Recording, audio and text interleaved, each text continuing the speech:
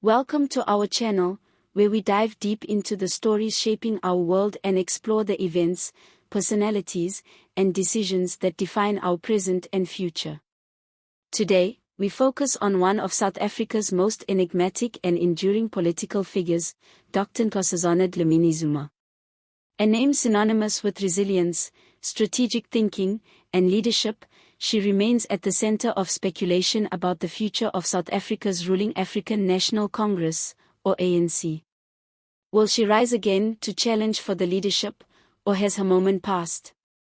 Let's unravel the story of a woman who has consistently been in the spotlight, from her groundbreaking roles on the continent to her pivotal position in South African politics.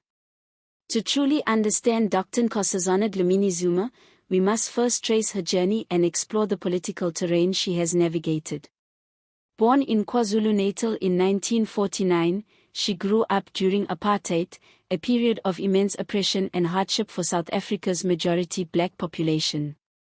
This was an era when the ANC was not just a political party but a liberation movement fighting to end racial segregation and systemic inequality. Dlamini-Zuma's involvement in politics began during her university years, where her activism set the stage for her lifelong commitment to public service. She later became a medical doctor, but her calling was always intertwined with the fight for justice. Her political career took off after apartheid ended in the early 1990s, marking the beginning of a new chapter for South Africa. She held several high-profile cabinet positions under Nelson Mandela and Thabo Mbeki, including Minister of Health and Minister of Foreign Affairs.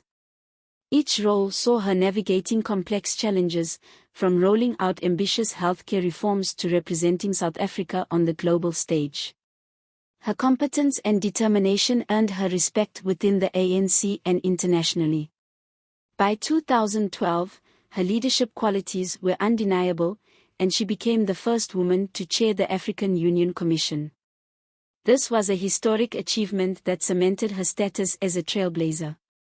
Fast forward to 2017, and Dlamini-Zuma made headlines for her bid to become the president of the ANC, a position that would likely have made her South Africa's president. The race was intense, underscored by factional battles within the party. On one side stood Cyril Ramaphosa, who championed a reformist agenda. On the other was Dlamini-Zuma, viewed by many as the preferred candidate of her ex-husband, former President Jacob Zuma. While she ultimately lost, the contest revealed deep divisions within the ANC. Her campaign was not without controversy, but it showcased her ability to mobilize significant support and remain a powerful figure in the political arena. Today, as the ANC prepares for its next leadership contest, speculation about Dlamini-Zuma's intentions is rife. This time, the stakes are higher. Ramaphosa, once seen as a unifying leader, is now grappling with declining public confidence. Allegations of corruption and slow economic progress have alienated many voters, while internal ANC factions continue to vie for dominance. It is in this climate that Dlamini-Zuma's silence has become deafening. Some interpret her reticence as a strategic move, suggesting she may be biding her time, observing the mood within the ANC and the electorate before making a decision. Others believe she may have chosen to step back, weary of the relentless political battles that have defined her career. Dr. Mlanjizai Kumalo, a prominent political commentator, argues that Dlamini-Zuma is a master strategist. He believes her quiet approach allows her to gauge potential support while avoiding unnecessary scrutiny.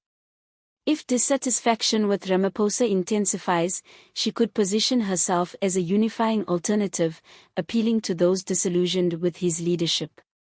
This view is bolstered by the fact that public frustration with the ANC is growing, fueled by persistent issues like unemployment, inequality, and corruption scandals. Yet, not everyone is convinced she will make another bid for the presidency. Political analyst Boniswa Mbatha suggests that her reluctance to confirm any intentions might reflect a desire to retreat from the front lines. After decades in the spotlight, she may prefer to influence the ANC's direction from behind the scenes, mentoring younger leaders or focusing on policy rather than politics. This perspective resonates with those who view her as a leader more interested in substance than spectacle. The broader question, however, is whether the ANC itself is capable of renewal. The party that once embodied the hopes of a nation is now seen by many as struggling to adapt to contemporary challenges. Some argue that figures like Dlamini-Zuma represent the old guard, while others see her as a bridge between the party's storied past and an uncertain future. Her track record, particularly on the African continent, suggests she has the experience and vision to lead.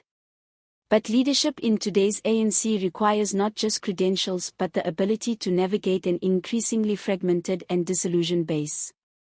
As we consider Dlamini-Zuma's future, it's impossible to ignore the broader implications of her potential candidacy. A victory would not only make her South Africa's first female president but also signify a shift in the ANC's internal dynamics. It would challenge Ramaphosa's vision for the party and the country, potentially altering South Africa's trajectory at a critical juncture.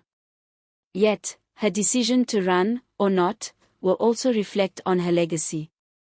Is she willing to risk another defeat, or will she choose to consolidate her influence in other ways? For now, we can only speculate. What is clear is that Dlamini-Zuma remains a figure of immense importance in South African politics. Her calculated silence keeps both supporters and critics guessing, adding intrigue to an already complex political landscape. Whether she makes another bid for the ANC presidency or chooses a different path, her influence will undoubtedly continue to shape the party and the nation. Before we wrap up, we'd love to hear your thoughts. Do you think Dr. Nkosazana Dlamini-Zuma should challenge Cyril Ramaphosa for the ANC leadership? Is she the leader South Africa needs, or should the party look to fresh faces? Let us know in the comments below.